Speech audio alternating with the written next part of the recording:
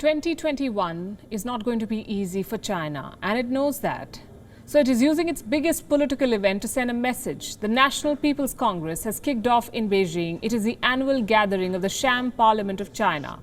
Even as the world continues to struggle with the Wuhan virus, the top Chinese leadership, led by Xi Jinping himself, are behaving as if they are immune to the virus. Members of the Politburo Standing Committee, the top decision-making body of China, appeared without a mask at this gathering, even when most of the Communist Party members around were wearing one. Xi Jinping did not speak today, but he was sending a signal. He was showing the world that despite all the criticism over China's pandemic cover-up and lapses, he remains in complete control of the country and the Communist Party. And that's not all. The Chinese president is now making moves to amass more power. The biggest takeaway from today is this: Beijing will overhaul the electoral system of Hong Kong.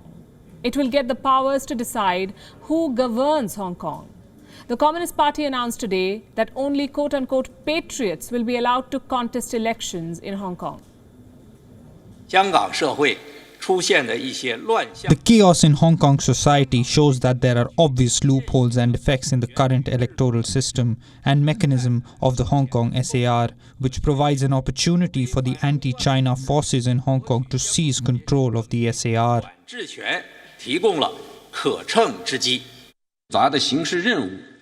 We will resolutely support the principle that Hong Kong should be governed by patriots, strengthen solidarity and friendship with Hong Kong, Macau, Taiwan compatriots and overseas Chinese, and conduct research and consultations on strengthening patriotic education for youth in Hong Kong and Macau, and promote cross-strait economic and cultural exchanges and cooperation.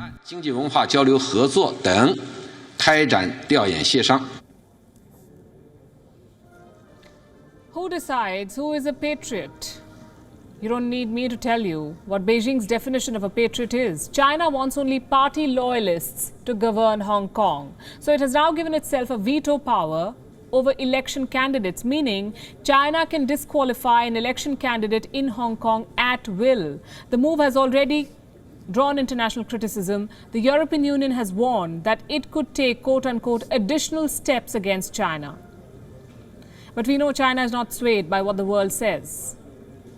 We saw that when it introduced the national security law in Hong Kong. Now it is moving in to permanently weaken the pro-democracy camp by denying them a voice in the government.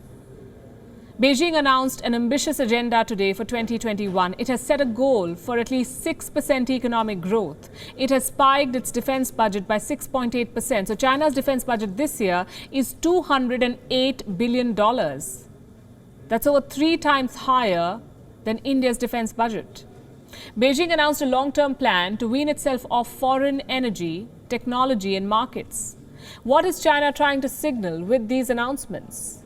Well, here is what Beijing could be telling the world: that they have defeated the pandemic, overcome the global criticism and are now ready to expand their sphere of influence. Basically, China is trying to tell the world that the momentum is on its side. 2 developments further work in Beijing's favor.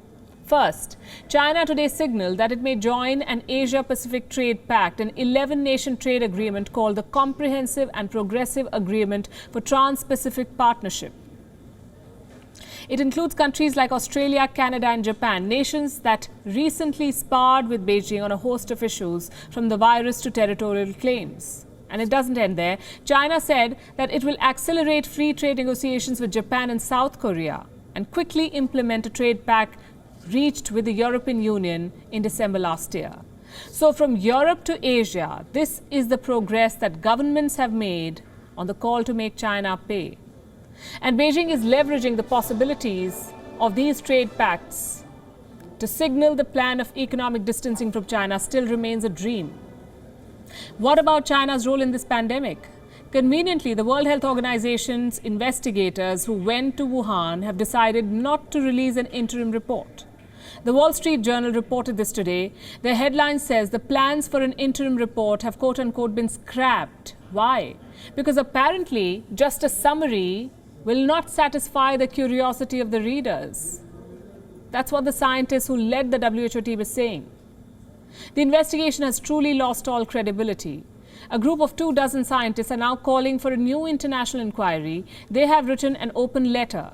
It's on your screen. The scientists say the WHO team was given insufficient access to investigate the possible sources of the Wuhan virus, including whether or not it slipped out of a lab.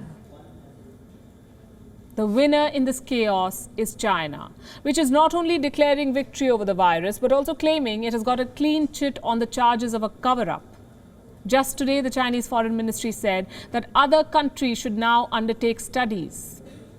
It wants other countries to investigate or to be investigated for the Wuhan virus origin. Send the WHO on a wild goose chase and defeat the whole purpose of an investigation. WION is now available in your country. Download the app now and get all the news on the move.